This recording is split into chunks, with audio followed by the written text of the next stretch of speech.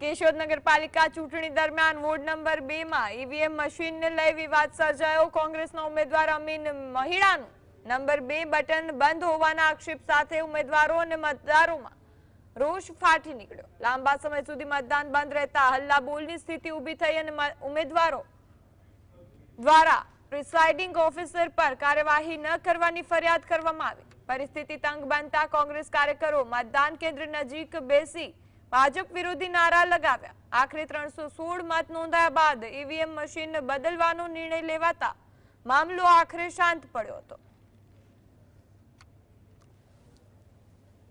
બતાવ્યું છે, આમને તેમને લોકેશે બતાવ્યું છે, પણ તમે મારી રૂબરૂ એક ભાઈને બેનને મતદાન કરાવો, કરાવ્યું ન આવેલું, તમે તો હવે સાહેબ હવે તો બદલાવો, તો કે નહીં, કે હજી પણ અમારા માણસો ઉપરથી સાહેબો આવે છે, સાહેબો બાઈબો તો કઈ બદલાવવાળા નહીં આવ્યા, તો પોલીસ આવી ધમકાવા, આમ હું છે ને આમ છે ને તેમ છે ને કાટલા પકડે ને ગાડું કાઢે ને ભાઈગો જાવ ને બહાર નીકળો ને। એટલે મેં કીધું કે લોકશાહી છે, અમે ઇલેક્શન લડીએ છીએ, અમને અધિકાર છે આજના દિવસે મતદાન કરાવવાનું, અમારું મતદાન થતું નથી, પણ અમારા મશીન છે બદલાવી નાખો, તમે સીલ કરો અને નવું મશીન બુકિંગ ચાલુ કરાવો।